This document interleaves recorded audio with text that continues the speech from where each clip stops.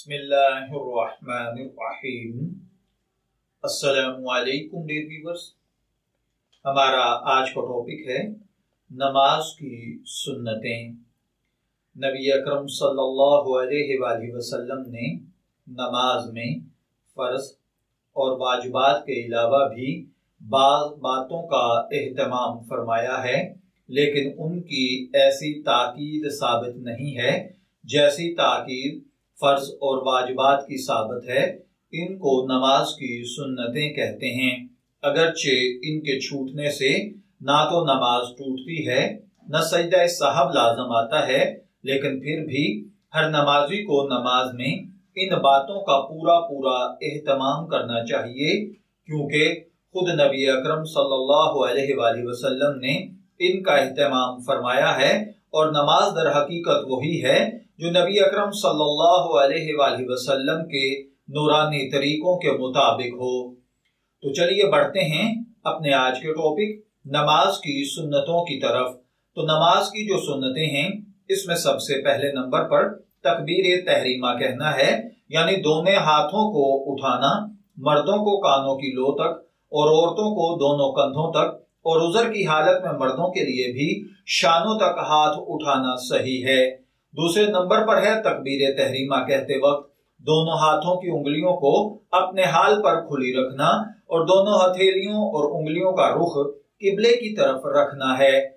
तीसरे नंबर पर तकबीर तहरीमा कहने के फौरन बाद मर्दों को नाफ पर और औरतों को सीने के ऊपर हाथ बांधना, और हाथ बांधने का मसनून तरीका यह है कि दाएं हाथ की हथेली बाईं हथेली की पुष्ट पर रखी जाए और दाएं हाथ के अंगूठे और छोटी उंगली से बाएं हाथ की कलाई को पकड़ लें और बीच की 3 उंगलियां बाएं हाथ की कलाई पर बिछा कर रखी जाएं।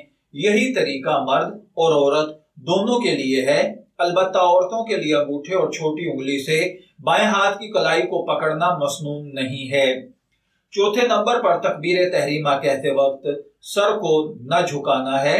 पांचवें नंबर पर सना पढ़ना यानी सुब्हानकल्लाहुम्मा पढ़ना है। छठे नंबर पर तावुज़ यानी आऊज़ु बिल्लाहि मिनश शैतानिर रजीम पढ़ना है। सातवें नंबर पर हर रकात में सूरह फातिहा से पहले बिस्मिल्लाहिर्रहमानिर्रहीम यानी तस्मिया पढ़ना है। आठवें नंबर पर फर्ज नमाजों की तीसरी और चौथी रकात में सिर्फ सूरह फातिहा पढ़ना। नौवें नंबर पर सना, तावुज़ यानी बिस्मिल्लाह और आमीन वगैरह सब कुछ आहिस्ता कहना है। 10वें नंबर पर किरात में मसनून तरीके का एहतमाम रखना। जिन जिन नमाजों में जिस जिस कदर कुरान पढ़ना सुन्नत है उसी के मुवाफिक पढ़ना। रुकू और सजदे में कम अज कम 3 बार तस्बीह पढ़ना, यानी रुकू में सुबहान रब्बियल आज़ीम और सजदे में सुबहान रब्बियल आला कहना। 11वें नंबर पर रुकू में सर और कमर को एक सीध में बराबर रखना और दोनों हाथों को उंगलियों से यानी दोनों हाथों की उंगलियों से घुटनों को पकड़ लेना है। 12वें नंबर पर कौमे में इमाम का समी अल्लाहु लिमन हमिदा कहना और मुक्तदी का रब्बना लकल हम्द कहना और मुफरद का दोनों कहना जरूरी है। 13वें नंबर पर सजदे में जाते वक्त पहले घुटने जमीन पर रखना, फिर दोनों हाथ, फिर नाक, फिर पेशानी को जमीन पर रखना। 14वां नंबर पर जलसे और कादे में बाएं पांव बिछाकर इस पर बैठना और दाएं पांव को इस तरह खड़ा रखना कि उसकी उंगलियों के सर किबले की तरफ रहें और दोनों हाथ अपने जानों पर रखना। 15वें नंबर पर अत्तहियात में अशहदु अल्ला इलाहा कहते वक्त दाहिने हाथ की शहादत की उंगली से इशारा करना।